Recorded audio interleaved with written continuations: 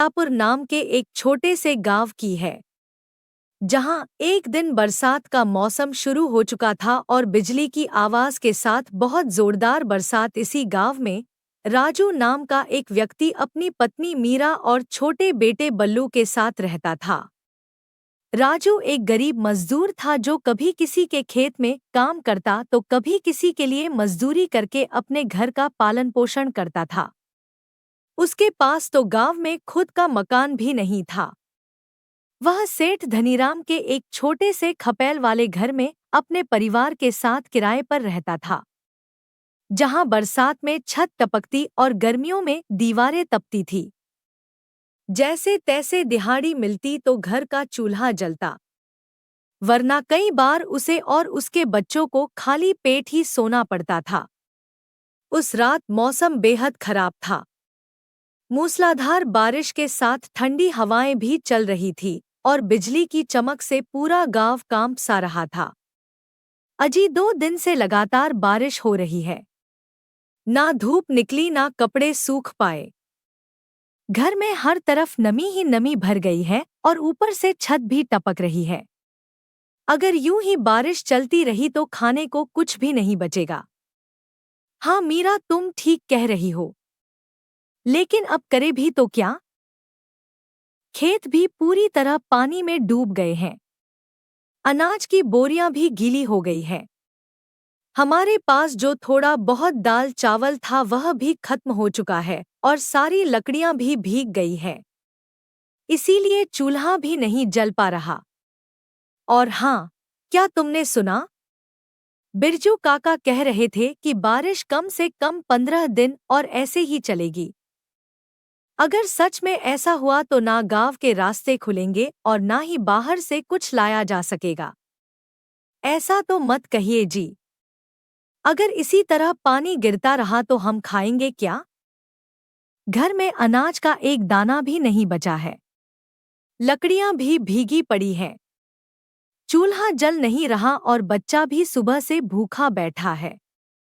पेट की आग तो जैसे अब सहन ही नहीं होती।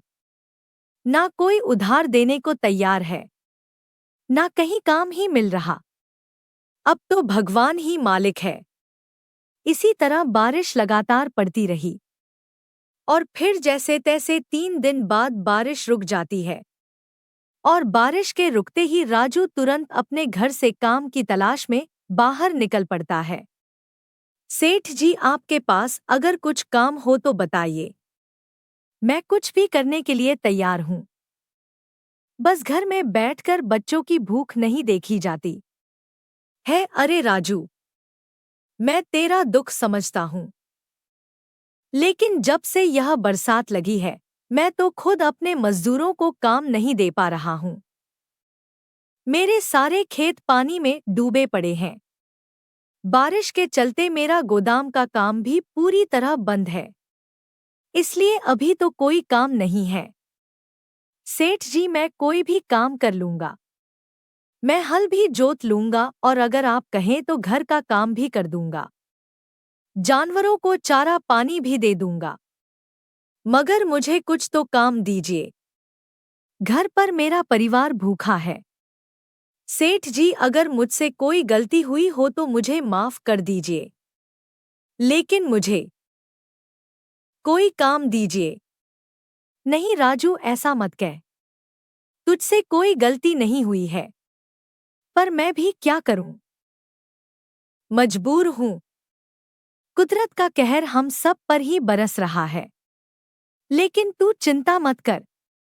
जैसे ही बारिश थमेगी सबसे पहला काम मैं तुझे ही दूंगा।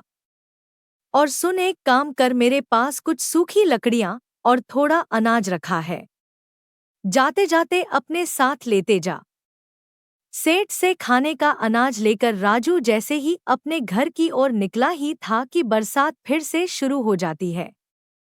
बरसात के चलते वह एक झोपड़ी के यहाँ जाकर रुक जाता है। जहाँ वह रुका था वहीं पर 2 लोग आपस में बरसात पर चर्चा कर रहे होते हैं। भाई राकेश, इस बार तो बारिश बढ़िया पड़ रही है। खेतों के लिए तो जैसे वरदान हो। बिल्कुल सूरज भाई, बारिश पड़नी भी चाहिए। अगर यह ना हो तो गर्मी जान निकाल लेती।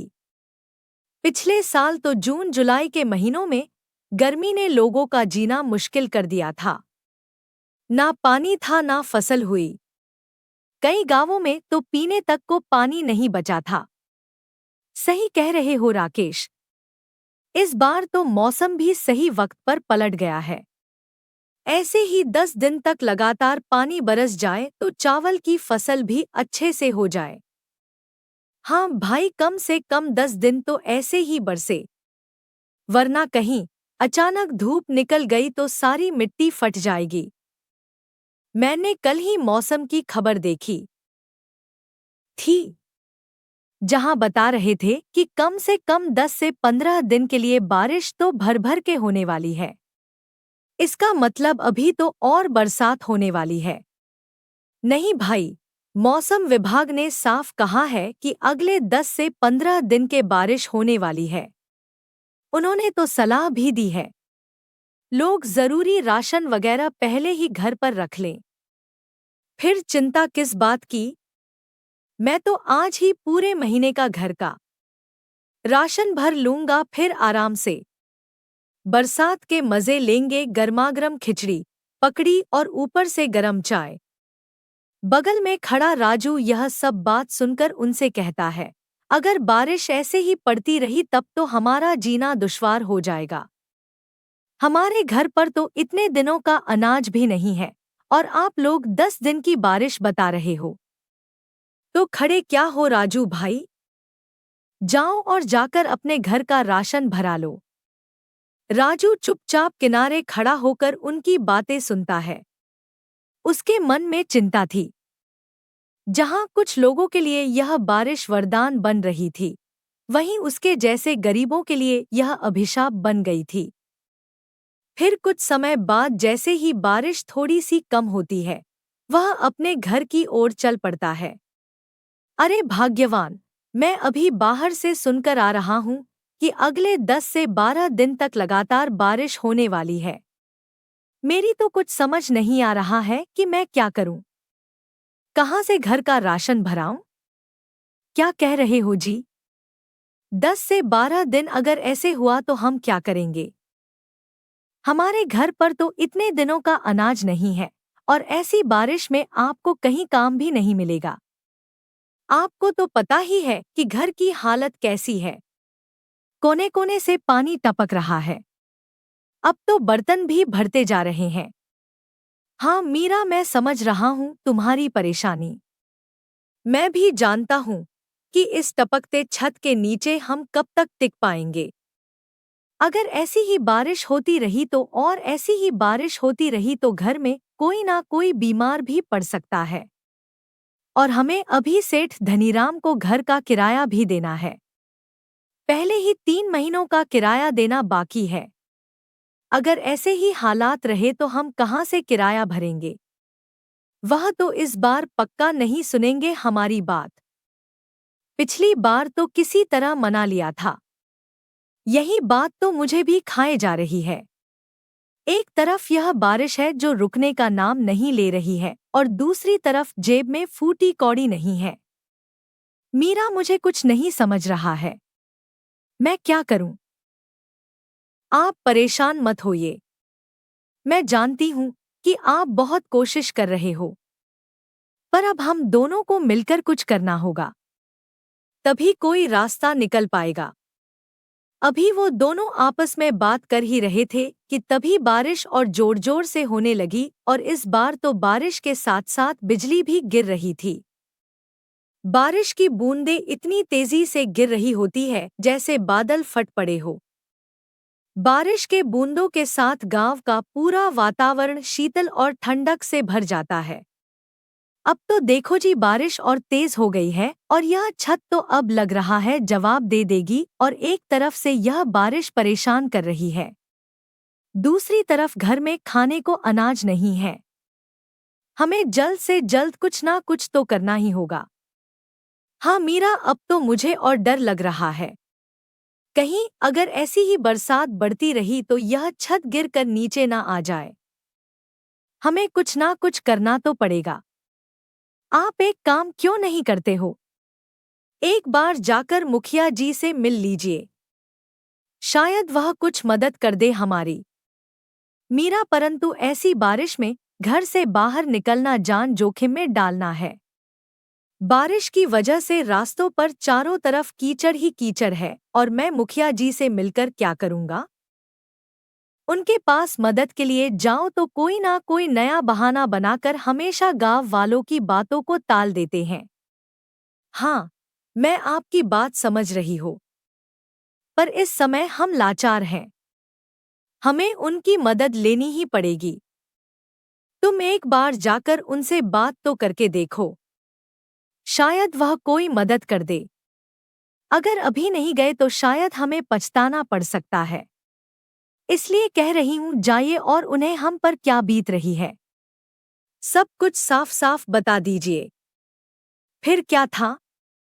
मीरा की ऐसी बातें सुनकर राजू भारी बारिश में मुखिया के घर के लिए निकल जाता है। किसी तरह से बचबचाकर राजू मुखिया के घर पर पहुंच जाता है। अरे राजू, तुम इतनी भारी बारिश में यहाँ क्या हुआ? कोई जरूरी बात है?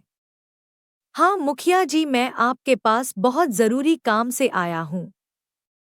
मुखिया जी, इस बारिश ने तो हमारा जीवन ही तबाह कर रखा है। घर की छत से लबालब पानी गिर रहा है। घर की ऐसी हालत हो रखी है जैसे पूरा घर नदी हो। घर में खाने को अनाज नहीं है। ऊपर से ऐसे बारिश के चलते कोई काम नहीं मिल रहा है, जिस कारण पैसे भी नहीं हैं। मैं बहुत मजबूर हो चुका हूँ। देख राजू, पैसों की बात तो मत ही कर। मैं खुद ही कई लोगों को पैसे बांट चुका हूँ और अब मेरे पास बिल्कुल पैसे नहीं हैं कि मैं तुझे दे सकूं। तू तो जानता ही है कि पंचायत में कितने खर्चे होते हैं। इसीलिए फिलहाल तो मैं तुझे पैसे नहीं दे पाऊंगा। तू किसी और के पास से पैसे उधार ले ले। और बारिश का क्या है? बारिश तो सबके लिए आई है। बस फर्क इतना है कि कोई भीगते हुए सहता है तो कोई घरों में आराम फरमाता है। यहाँ राजू मुखिया के यहाँ मदद लेने की कोशिश कर रहा होता है और वहीं उसके घर पर सेठ धनीराम अपना किराया लेने पहुंच जाता है। सुनो मीरा, मुझे फटाफट से घर का किराया लाकर दे दो। और हाँ, याद है ना, पहले के 3 महीनों का भी किराया बाकी है। सेठ जी, कृपा करके थोड़ा वक्त और दे दीजिए। राजू बाहर गया है। वो किसी से मदद लेने गया है, बस लौटने ही वाला होगा। हम आपका किराया जरूर चुकाएंगे, बस कुछ दिन की मोहलत दे दीजिए। मीरा, अब बहानों से काम नहीं चलेगा। मैं पहले ही बहुत बार तुम्हें मौका दे चुका हूं। अब एक दिन भी देर नहीं चलेगी। अगर आज किराया नहीं दिया तो तुम्हें यह घर खाली करना पड़ेगा। सेठ जी, हम कहाँ जाएंगे बाहर? इतनी तेज बारिश हो रही है। गांव में हर जगह पानी भर गया है। पूरे छत से पानी टपक रहा है। हमारे पास इस वक्त कुछ भी नहीं है। खाना तक नहीं है। हम पर ऐसा अन्याय मत कीजिए सेठ जी। देखो मीरा, बारिश के वक्त हमें भी तो खाना चाहिए। तुम लोगों की दिक्कत मैं हर बार नहीं सुन सकता। यह बारिश एक दिन की नहीं है, कम से कम 10 से 15 दिन चलने वाली है। यह सब सोच कर बोल रहा हूँ। सेठ जी, बस कुछ दिन का और समय दे दीजिए। हम आपके पैसे लौटा देंगे। नहीं मीरा, मैं अब तुम्हें एक भी दिन का भी समय नहीं दूंगा। फिर क्या था? धनीराम सेठ मीरा अपने घर से बाहर निकाल देता है। तभी कुछ देर बाद राजू अपने घर की ओर लौट रहा था। तभी अपनी पत्नी को बारिश में बाहर देखता है। क्या हुआ मीरा? तुम इतनी तेज बारिश में यहाँ क्या कर रहे हो? सेठ धनीराम आए थे किराया लेने। मैंने उन्हें समझाने की कोशिश की। तुम पैसे लेने ही गए हो, पर उन्होंने मेरी एक नहीं सुनी और बोलने लगे कि तुम्हारे बहाने और नहीं चलेंगे और अभी के अभी मेरा घर खाली कर दो। पहली बारिश ने राजू और मीरा से सब कुछ छीना था। लेकिन उसी बारिश ने उन्हें एक नई सोच, एक नई शुरुआत और आत्मसम्मान की चाय दुकान दी। उन्होंने तुम्हें इतनी तेज बारिश में बाहर निकाल दिया। क्या उनमें इतनी सी भी इंसानियत नहीं है? अब हम क्या करेंगे जी? हमारे तो कोई है भी नहीं। हम कहाँ जाएंगे? अब हम बस एक काम कर सकते हैं। जब तक कुछ ना हुआ तब तक गांव के मंदिर में आश्रय ले सकते हैं। हाँ, यह आपने सही कहा। हम कुछ दिन गांव के मंदिर में गुजार लेते हैं। राजू और मीरा भीगते हुए अपने भीगे सामान को साथ लेकर गांव के पुराने शिव मंदिर की ओर चल पड़ते हैं। रास्ते में तेज बारिश और ठंडी हवा से शरीर कांप रहा था, लेकिन मजबूरी ने उन्हें हिम्मत दी थी। मंदिर तक पहुंचते पहुंचते शाम हो चुकी थी। बारिश अब भी थमने का नाम नहीं ले रही थी। मंदिर के भीतर एक कोना चुनकर उन्होंने अपना सामान रख दिया और वहीं एक कोना पकड़कर दोनों सो गए। सुबह होते ही गांव के सेठ वहां आ गए, जिनके पास कुछ दिन पहले वह काम मांगने गया था। उन्होंने मंदिर में राजू और उसकी पत्नी को देखकर पूछा, अरे राजू, तुम यहाँ मंदिर में क्यों रुके हुए हो? सब ठीक तो है? सेठ जी की आवाज सुनकर राजू उठकर खड़ा हो जाता है। सेठ जी, सब कुछ बिखर गया है। घर से निकाल दिए गए। खाने को कुछ नहीं, कोई काम नहीं। मजबूरी में मंदिर में आकर शरण ली है। मुझे अफसोस है राजू। मैंने सोचा नहीं था कि हालात इतने बिगड़ जाएंगे। उस दिन तुझे जो थोड़ा अनाज दिया था उसी से कुछ दिन गुजारा कर लेगा, ऐसा सोचा था। लेकिन अब देख रहा हूं कि बात उससे कहीं आगे निकल चुकी है। सेठ जी, अब हालात हमारे बस में नहीं रहे। बारिश ने हमारे जैसे गरीबों की जिंदगी पूरी तरह से उधेड़ दी है। हम तो बस एक कोने में बैठकर यही सोचते रहे कि अगली सुबह कैसी होगी। चल उठ, अपना सामान उठा और चल मेरे साथ मेरे घर के पास। मेरा एक छोटा सा घर है, तू आज से वहीं रहेगा। राजू को एक पल के लिए विश्वास ही नहीं हुआ कि सेठ जी ने उसके लिए अपने घर के पास एक छोटा सा घर देने की बात कही। उसकी आंखों में आंसू आ गए। इतने अपमान और संघर्ष के बाद किसी ने उसका दर्द समझा था। सेठ जी, मैं आपका यह उपकार कभी नहीं भूलूंगा। आपने आज मेरी डूबती जिंदगी को एक नई दिशा दी है। नहीं राजू, यह कोई उपकार नहीं है। तुमने हमेशा मेहनत से काम किया है। तुम्हारे जैसे ईमानदार लोग ही इस गांव की असली ताकत है। वो घर पुराना जरूर है लेकिन छत मजबूत है। तुम्हारे परिवार को अब भीगने की जरूरत नहीं। राजू और मीरा ने मंदिर से अपना भीगा हुआ सामान समेटा और सेठ जी के साथ चल पड़े। सेठ जी उन्हें सबसे पहले अपने घर में ले गए और उन्हें कुछ देर वहीं रुकने कहा ताकि दूसरे घर में थोड़ी साफ सफाई करवा सके। कुछ देर बाद जब राजू और मीरा उस घर में पहुंचे तो उन्होंने देखा घर पुराना था मगर मजबूत था। उस घर में कहीं से भी पानी की बूंद नहीं गिर रही थी। उस घर को देखकर मीरा बोली, लगता है जैसे हम एक बुरे सपने से जागे हैं। भगवान सेठ जी को सदा खुश रखे। कुछ दिन बीते। बारिश अब धीरे धीरे कम होने लगी थी। गांव में फिर से हलचल लौटने लगी थी। खेतों में पानी उतर चुका था और लोग अपने अपने कामों में लगने लगे थे। राजू और मीरा अब उस नए घर में सुकून से रह रहे थे। एक सुबह मीरा चूल्हे पर चाय चढ़ाते हुए राजू से बोली, सुनिए जी, एक बात कहूँ? हाँ, भाग्यवान कहो। अब जब हमारे सिर के ऊपर मजबूत छत है और थोड़ी राहत मिल गई है तो क्यों ना हम कुछ छोटा मोटा काम शुरू करें। काम? कैसा काम सोचा है? गांव के मुख्य चौक पर एक छोटी सी चाय की टपरी खोल लेते हैं। बारिश के बाद हर कोई गर्मा गर्म चाय के लिए तरस रहा है और गांव में कोई अच्छी चाय की जगह है भी नहीं।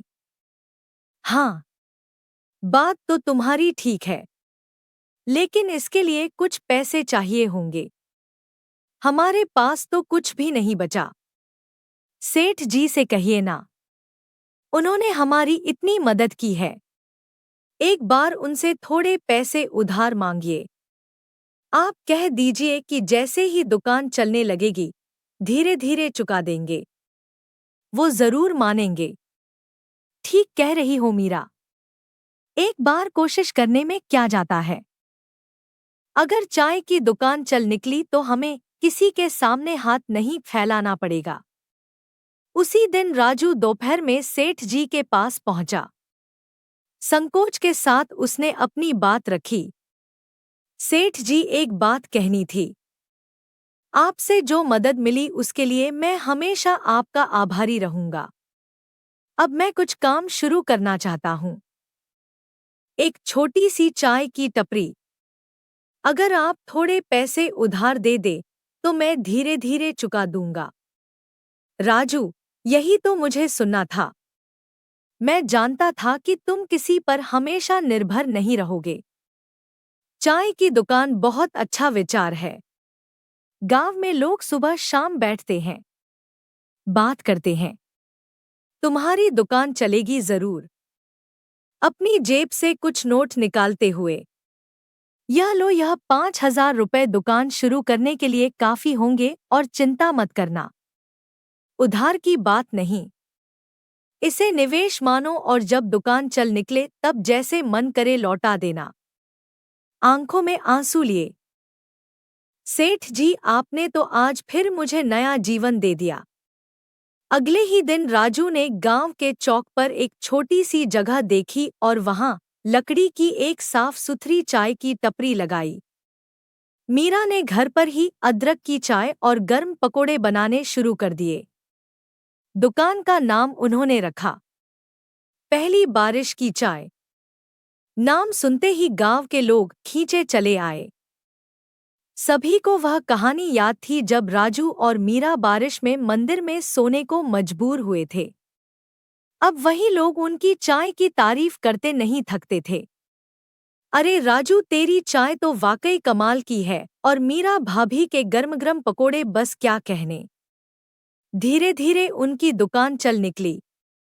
राजू सुबह 6 बजे से शाम 7 बजे तक दुकान खोलता और मीरा पीछे से सारा सामान तैयार करती। कुछ ही महीनों में राजू ने सेठ जी का पैसा भी लौटा दिया। आज वही राजू जो एक वक्त अपने बच्चे को भूखा सुलाता था, अब गांव के लोगों को गर्म चाय और स्वादिष्ट पकोड़े खिला रहा है। उसकी दुकान अब गांव का सबसे प्यारा अड्डा बन चुकी है। एक दिन राजू से देखिए जी, मेहनत और सच्ची नियत कभी खाली नहीं जाती। और सबसे बड़ा भाग्य तो यह है कि मेरे साथ तुम हो मीरा। पहली बारिश ने राजू और मीरा से सब कुछ छीना था, लेकिन उसी बारिश ने उन्हें एक नई सोच, एक नई शुरुआत और आत्मसम्मान की चाय दुकान दी।